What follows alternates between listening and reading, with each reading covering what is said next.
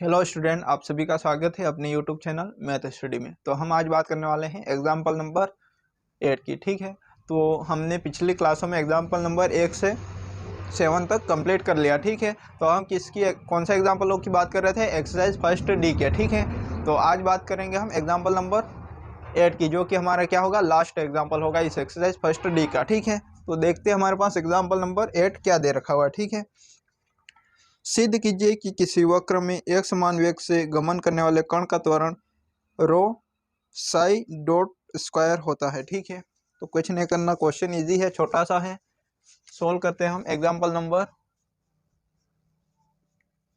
8 की बात कर रहे हैं। ठीक है, इसने क्या बोला? सिद्ध कीजिए कि किसी वक्र में एक समान वेग से, मतलब स्पर्श रेखीय वेग, अभिलंबिक वेग तो लगता ही नहीं है। क्या होता है अभिलंबिक वेग? क्या होता है? जीरो होता है। तो यहाँ बात किसकी की है? स्पर्श रेखीय वेग की। वो क्या? एक समान वेग से। तो एक समान वेग से मतलब क्या होगा कि D s upon d T क्या है? कांस्टेंट है, ये हमको दे रखा हुआ है। ठीक है, D s upon d T क्या है? कांस्टेंट है, ये हमको दे रखा हुआ है। ठीक है, क्या दे रखा है? D s upon d T constant. Constant का मतलब कोई भी कांस्टेंट मैं मान लेता हूँ,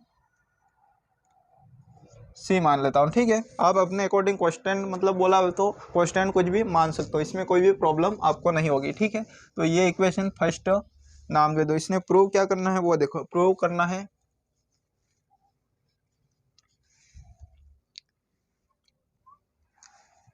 है हमको कि रो साई डॉट स्क्वायर।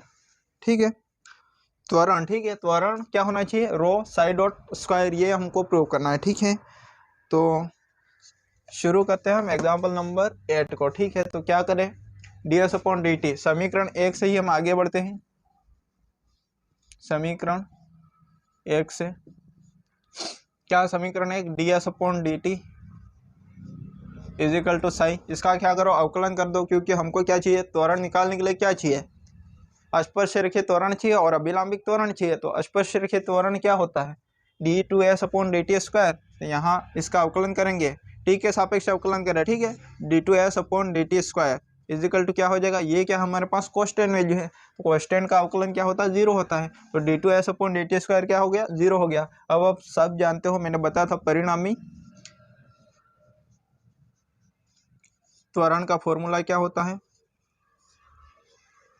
रूट में d two s upon d t square plus v square upon rho का होल स्क्वायर। ठीक है, ये स्क्वायर है। ठीक है, वी का स्क्वायर। अब देखो यहाँ पर वैल्यू पुट कर दो। क्या करो? वैल्यू पुट करो। D two s upon d t square कितना है हमारे पास? जीरो है। क्या? जीरो। जीरो का स्क्वायर का मतलब कुछ भी नहीं होगा, कोई डिफरेंट नहीं होगा। ठीक है, डिफरेंट हमारे पास यहाँ कोई इफेक्ट नहीं पड़ेगा इस पर।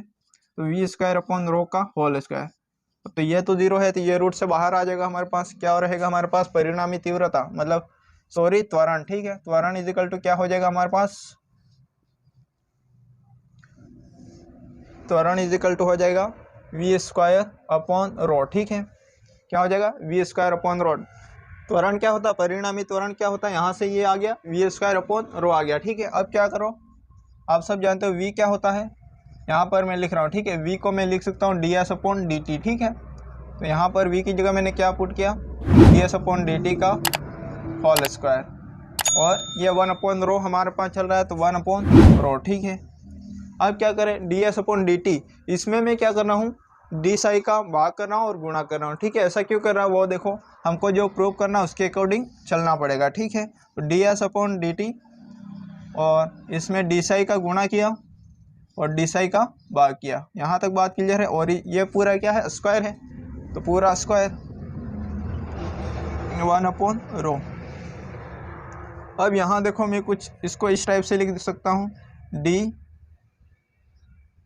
Psi upon d T into D s upon d T,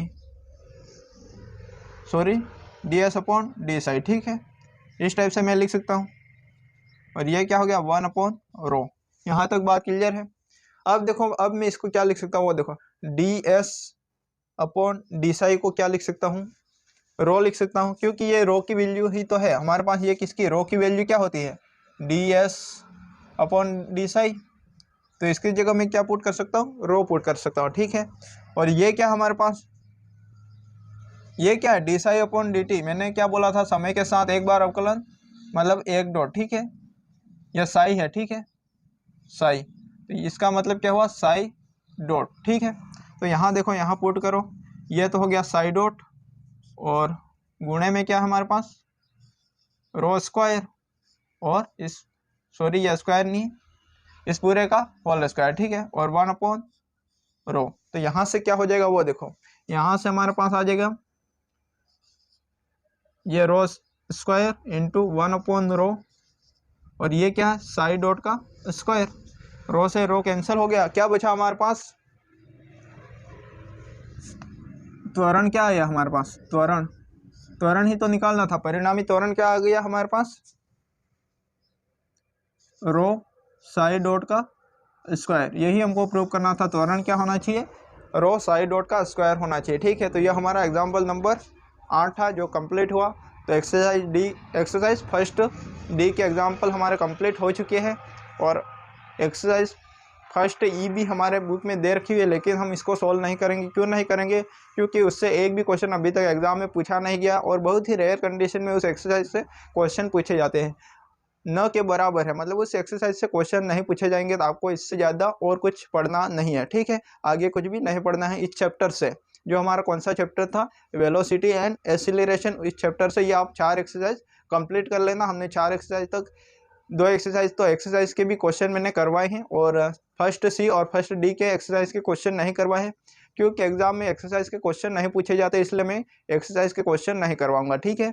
हम थ्योरी और एग्जाम्पल कंप्लीट करेंगे, ठीक है, क्योंकि थ्योरी बेस्ड क्वेश्चन पूछते हैं और एग्जाम्पल आते हैं, ठीक है, पेपर में। तो ये हमारा एग्जाम्पल नंबर 8 कंप्लीट हो गया, और इसके साथ ही ये चैप्टर भी हमारा कंप्लीट हो गया। हमने कौन सी यूनिट शुरू की थी, यूनिट नंबर 3 शुरू की थी, जिसका हमारा यह पहला चैप्टर था वेलोसिटी एंड एक्सीलरेशन, जो हमारा कंप्लीट हो चुका है यहाँ पर। अब बात करेंगे हम सेकंड चैप्टर की। सेकंड कौन सा चैप्टर है मैं आपको बता देता हूँ, चैप्टर का नाम, हम कौन सा चैप्टर शुरू करेंगे, ठीक है। तो हमारा सेकंड चैप्टर होगा रेक्टिलिनियर मोशन, मतलब सरल रेखीय गति। सेकंड चैप्टर होगा इसी यूनिट का, ठीक है। तो यहाँ पर हमारा ये चैप्टर कंप्लीट होता है। आज के लिए इतना ही, थैंक यू। आगे का हम नेक्स्ट क्लास में देखेंगे।